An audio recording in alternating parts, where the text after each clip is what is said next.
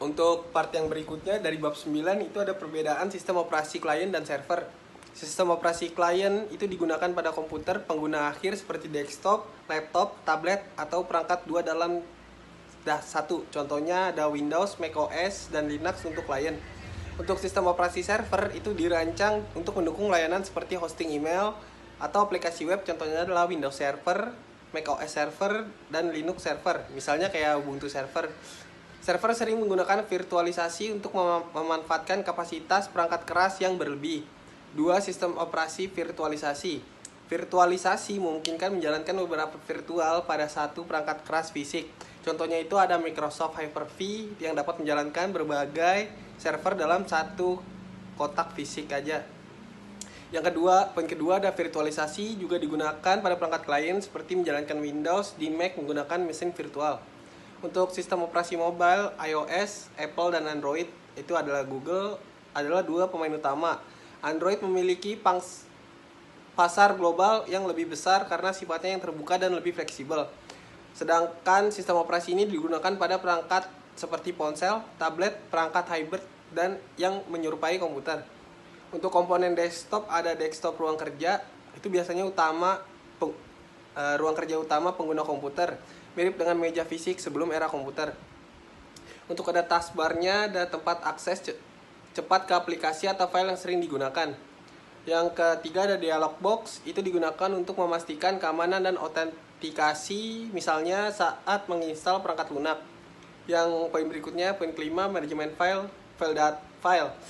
File itu sendiri adalah data dengan format tertentu, misalnya exe untuk file eksekusi, docx itu untuk dokumen Word, JPG atau PNG itu untuk gambar. Ekstensi file membantu komputer untuk membuka file dengan program yang sesuai. Yang berikutnya ada folder. Folder itu adalah lokasi menyimpan untuk mengorganisasi file mirip dengan folder dalam lemari arsip. Yang terakhir perpustakaan itu ada library, kategori khusus yang mengelompokkan file dasar jenisnya seperti musik, gambar, video dari berbagai lokasi di komputer. Pengelolaan file dan perangkat. Sistem operasi mengelola file, memori input, dan output untuk memastikan semua proses berjalan dengan efisien. Sistem operasi dan manajemen file. Sistem operasi OS, sistem operasi mengelola perangkat keras dalam perangkat lunak seperti CPU. Untuk pengelolaan memori, itu biasanya ada RAM, memori utama yang bersifat sementara. ROM itu memori permanen yang biasanya hanya dapat dibaca. Cache itu penyimpan sementara di CPU untuk mempercepat proses data.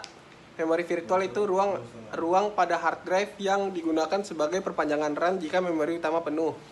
Yang kelima ada flash memory, memori non-volatile yang digunakan pada perangkat penyimpanan seperti USB. Untuk proses booting komputer itu pertama menyalakan tombol daya mengaktifkan aliran listrik ke motherboard.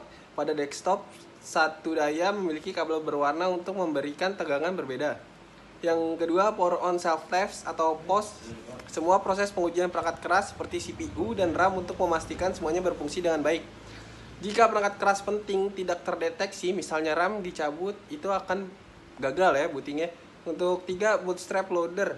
Program di BIOS atau UEFI yang memuat sistem operasi dari perangkat penyimpanan sekunder, biasanya hard drive atau SSD. Yang keempat, memuat sistem operasi OS yang memuat konfigurasi sistem dan menjalankan program startup. Yang kelima itu ada program startup. Dia ada layanan dan aplikasi yang diatur untuk menjalankan saat komputer menyala seperti pembaruan driver dan program lainnya. Untuk yang keempat, tips mengelola program startup itu ada layanan startup yang tidak perlu dapat menurunkan kinerja komputer. Identifikasi dan menonaktifkan program yang tidak penting untuk menghemat sumber daya sistem.